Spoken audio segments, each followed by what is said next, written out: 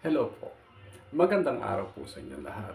Nandito na naman po tayo sa ating bagong kwento na kung iisipin mo, sa dami ng dagok, pagsubok sa buhay, pilit lumaban, pilit nilabanan ang trahedyang dumarating sa buhay niya. Ang hirap, sa hirap ng buhay, pinipilit niyang sumubok, bumangon, makipagsapalaran, maghanap ng kabuhayan para sa kanyang mga anak.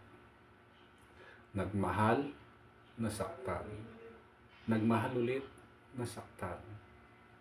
Kayo na po ang makapagsasabi o makapagbibigay ng advice kung ano man po ang inyong mai-advise sa kanya na hanggang ngayon patuloy pa siyang lumalaban. Na sana dumating ang araw na makita na niya ang tamang lalaki para sa kanya na hindi tinitingnan kung ano siya, kung sino siya, kung saan siya nanggaling. Ali po tayo, panoorin natin ang kanyang kwento. Maraming salamat po. Nakapangasawa ako ng 21 years old na lalaki. Nagsama kaming dalawa, nagkaroon kami ng anak, kaya lang hiniwalayan ko din kasi nga nananakit. Ilang taon din ako nag-face sa kanya, tapos tinakasan ko hanggang sa nakarating ako ng nakapagtrabaho ako sa bar. Ilang taon din ako nagtrabaho sa bar. May nakilala ulit akong lalaki, kaibigan ko. Naging kami, nabuntis ulit ako ng walang ama, yung ko. Nasa loob pa lang ng tiyan ko yung baby ko. Tatrabaho pa rin ako sa bar kasi wala naman. Baga hindi ako, pinanagutan yung nakabuntis sa akin sa pangalawa ko.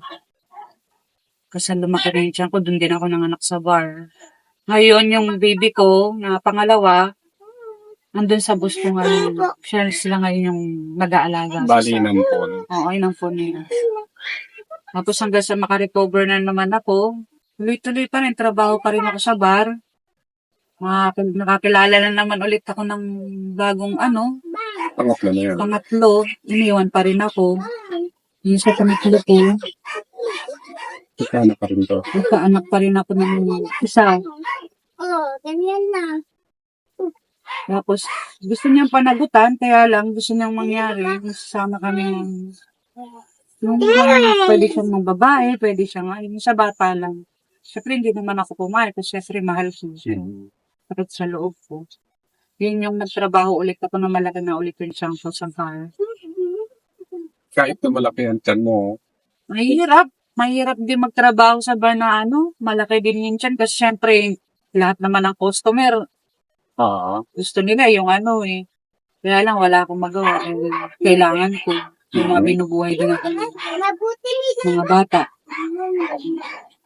Tapos, lumipat ako ng ibang bar para nung nakapanganak ako. Kasi masyado na akong kilala dito. Lumipat ako ng ibang pupuntahan, ibang papasukan. May nakilala naman ulit ako. Nagsama kami na 7 years. 7 years na yon, hindi rin kami magkasundo dahil nga tamad, walang trabaho. Napilitan ulit ako pumasok ulit ng bar. Kasi ilan na yung anak ko? 5. 5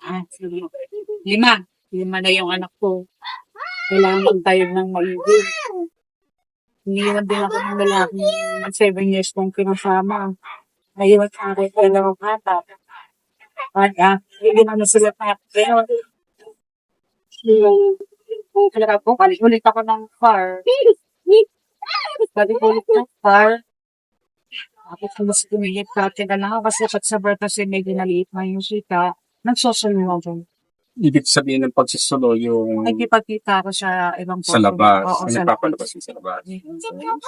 para kumita na mas malaking pera.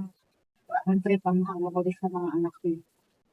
Kasi nakilala ko ulit yung huli kong asawa ngayon. Yung tatay ng baby ko. Kung ilan na nakasama mo? Bali, siya ngayon. Kasi yung sa kinakasama talaga, 3. Yung boyfriend, 2. So, pang ilan na sa lalaking months mo? 6. So, ilang years na kayo na ba? ano pa lang kami, magto 2 years, pero ngayon pa lang kami nagsama. Bale, mas matagal yung magkarelasyon bago yung nagsama kami. Sama sa isang buto. O ngayon, ano yung anak mo? Construction. Tapos ikaw, Dito sa bahay, nag-aantay lang ng Ayan eh. so kapapanganak mo lang ngayon. ano pa lang, 2 weeks. 2 Ano, weeks pa lang yung baby ko. ano nararamdaman mo pagka ginagawa mo yung isang bagay na labag sa'yo?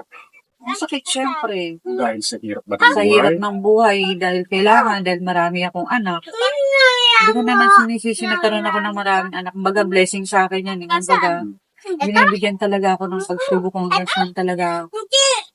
Ngayon mo, darating ang araw, ito na yung pinakawaling lalaki na makakasama mo. Minsan na, ayoko na mag-ano, kaya lang, syempre, hindi mo mapigilan. Pag naramdaman mo napamahal ka na naman, ayoko naman. Kana ko. Yung mga nakilala mo na naging mali, darating din naman siguro yung araw na makikilala at may makikilala ka sa amis. Hindi ka naman kasi bibigyan ng pagsulong ng asa taas mo yung Ako sa'yo. Siguro kaya ko. Lang, syempre, ilang taon na rin ako nagtitiis maalang dito hirap sa ng bagong buhay. panganak, malay mo, ito yung bagong baby mo, ang magbibigay ng swerte o blessing sa Kaya, lahat naman sila swerte. Baga, hinalas lang talaga ako sa mga minamahal ko. Ang pinakasama ko. So, masasabi mo sa mga babaeng tatanga-tanga, namin din yung magmahal. Wala ka bang advice? Ang mga Mga mabilis marunong magmahal, Oo. nag-isipan mo ng maigi bago pumasok sa isang relasyon na ano. Saan mo nang ano, hinigay agad. Napakahirap ng buhay na yun. Baga, yung pinasok ko na po, sobrang hirap talaga. Wala, hindi ako pwede magsisi kasi ginusto ko to. Yun lang.